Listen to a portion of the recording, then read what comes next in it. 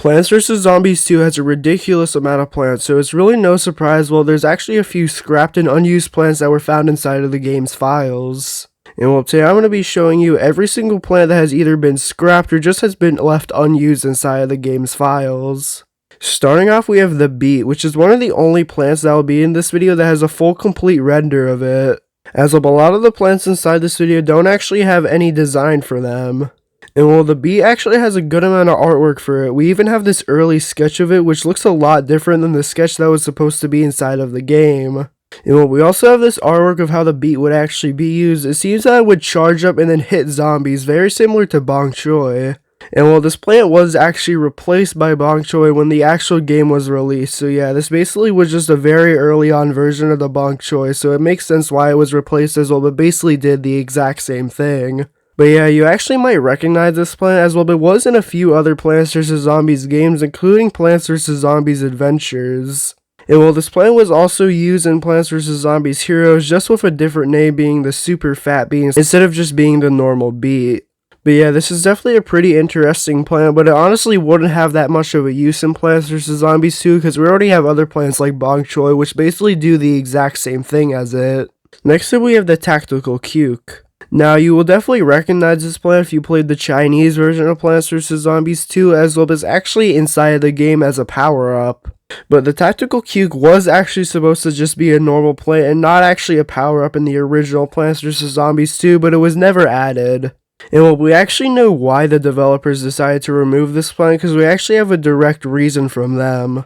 As in an interview, one of the developers said that if they made a plant that could wipe out the entire screen, then they would have to design the game in a way that would force the player to use it, making the game not as fun. So yeah, this is actually one of the only plants in the game that we actually have a direct reason why it was removed. But it is still pretty interesting that the tactical cuke was added to the Chinese version of Plants vs. Zombies 2. Next up, we have the icy current. Now, this is the last plant in this video that'll have a full render of it, and once again is in the Chinese version of Plants vs. Zombies 2. And there's honestly not a lot of information about it, because from what I could tell from the wiki, it just kind of appeared in the code one day and was just left there and never added to the game for whatever reason. But even though it wasn't added to the international version of Plants vs. Zombies 2, it still was added to the Chinese version for whatever reason. And something that's actually really interesting about this game is Scaredy Shroom was actually supposed to be inside of it at the beginning of the game. As a lot of people know, around a year ago at this point, Scaredy Shroom was added to Plants vs. Zombies 2, but he was actually supposed to be in the game at the beginning of it. In a very early version of the game, we could actually see that Scaredy Shroom was supposed to be in it. But at the time, it just used placeholder art for the Scaredy Shroom design, just being from Plants vs. Zombies 1. And speaking of Scaredy Shroom, there was actually tons of shrooms that were originally supposed to be in this game that were just scrapped. The first one being the Pult Shroom, which basically does the exact same thing as the Blooming Heart that was later added to the game. And one thing that you'll notice about tons of these Pults is they were basically just added to a game, but just with a different plant that had nothing to do with a mushroom. The Roto Shroom was a plant which you could manually choose to which direction it could shoot in. It was capable of shooting into 8 different directions, so yeah, you could actually shoot it all around the board, so it was pretty good. But it did only deal 20 damage, but it had a fast recharge, and apparently it cost 175 sun. The Dart Shroom is a plant that could only be placed with the first 5 columns of the lawn, which doesn't really make a lot of sense as well, but it was pretty weak from what I could tell. The Zoom Shroom is basically just an exact copy of the Charred Guard that was later added to the game. And the Vacuum Shroom had the same toughness as a walnut, but functioned basically the exact same as the sweet potato. And there was also the Evil Shroom, which actually increased the speed of zombies who ate it. And we actually have a video of this plant being used in action, so yeah, it's pretty interesting that this was even there in the first place, but it was only ever a placeholder and was never supposed to be released into the actual game. Moving on from the mushrooms, we have the Sprout. Now, the Sprout is a plant that is used in the Zen Garden that could grow into different plants, but at one point it was actually playable in the game.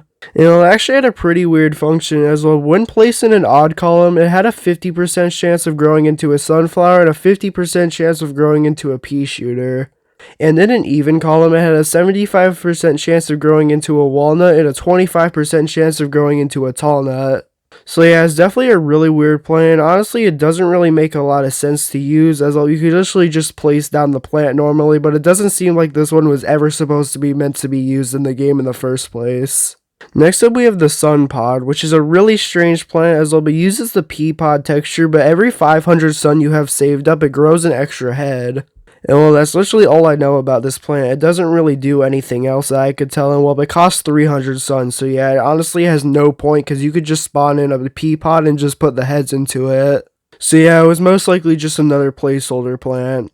Next up is the sun gun, which would actually take your sun and then shoot it at different zombies. It was only a one-time use plant, and honestly, this plant would just be really annoying if you were trying to collect sun, because it would automatically collect it to itself and then shoot it at zombies, basically just wasting your sun. But it did deal actually a good amount of damage, being 150 damage and only cost 50 sun, but it just seemed like it would be pretty annoying if you were trying to collect sun, and this plant did instead. Next up is the mini pea shooter, which is just a really weak version of the pea shooter, as well each pea only deals 5 damage. And well, when you give this plant food, it actually just duplicates, very similar to how the potato mine duplicates. But yeah, this plant never really seemed to have that much of a use, as it was literally just a very weak version of the pea shooter, so it obviously wouldn't have made any sense to be added into the game. Next we have the Bernade, which is actually a plant that pushes a zombie back, and then after a set amount of time, the zombie explodes. And well, the zombie that explodes instantly dies, and also hits zombies in a 4x3 radius. And when you give this plant food, it gives it 4 uses before expiring, so yeah, it's a pretty useful plant from what I could tell, and it had a pretty interesting idea behind it. Moving on to some prototype plants, we have the Plasma Bean, which was just replaced by Citron. And while we don't have any pictures of the Plasma Bean, it could only be found inside the code of the iOS exclusive release. But yeah, this plant never came to be, and it was just replaced by the Citron. Next up we have the Coconut Bowler, which we actually have video of. And well, this plant is actually pretty strange, as the texture used for it is just a giant pink X, and it shoots out upgraded coconuts. As when you use plant food on a coconut cannon, it shoots out these really big coconuts, which the Coconut Bowler uses, and well, they don't actually explode, they just bounce off zombies. So yeah, this plant just seemed to be a very early version of the bowling bulb that was just used as a prototype plant. It was never actually supposed to be in the game, it was just for a test. Next up we have the Bamboom, which was just a placeholder for the banana launcher. And well, this plant is once again really weird, because when you place it down, it just turns into a sun with text above the head. And well, when you tap the sun, it shoots an X into the sky, and it ends up just hitting a zombie. But yeah, the sun actually changes color for each stage of it, and it says ready, firing, and recharging. So yeah, it's definitely just a pretty interesting plant that once again was just never supposed to be inside of the game. The Column Pod is a plant that we once again don't have any pictures of, but it's just a very early placeholder for the Red Stinger, and all it did is just increase the defense when put further from the player's house. And well, we also have the Gold Dial Turnip, which is just an early placeholder for the Gold Leaf, and it literally did the exact same thing. Moving on, we have some hidden plants, which are just kind of hidden inside the code, and you can't really get them if you don't mod the game. And well, these don't really count as different plants, as well one of them is literally just a Holy Barrier Leaf, which you could actually just place instead of using the plant itself. You know, this was obviously never supposed to be added into the game as a normal plant, as it literally just is a part of another plant, but yeah, you could just place them down by itself for whatever reason. You know, there was also one point in the game where you could actually place down marigolds on your lawn. You know, there was actually also an endless game card used for the marigolds, so yeah, it seemed at one point they were actually planning it to add into the game. But now, as you know, it's only used inside of the Zen Garden, which makes sense as well. Marigold is just a really useless plant, especially for this game where it just gives you tons of coins. And well, there's also some really early versions of the Sunshroom and Puffshroom sprites, which were around the same time as the Scaredy Shroom, and well, they just used their Plants vs. Zombies 1 design. But it is pretty interesting to see what their placeholder was very early on in development. And well, next up we have a very early sprite of the Fire Pea Shooter, which you could obviously tell has been changed. It just looks really dull compared to what was added into the game, so yeah, it's pretty clear that this was never planned to be added, it was just an early placeholder.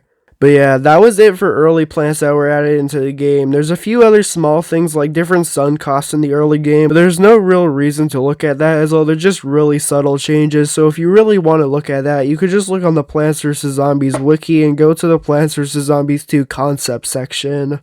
But yeah, hopefully you enjoyed this video. If you did, then please like and subscribe, and comment down below if I should do this exact same video with the zombies as well. There's actually a lot of concept and unused zombies in the game. But yeah, please like and subscribe, and yeah, have a great day.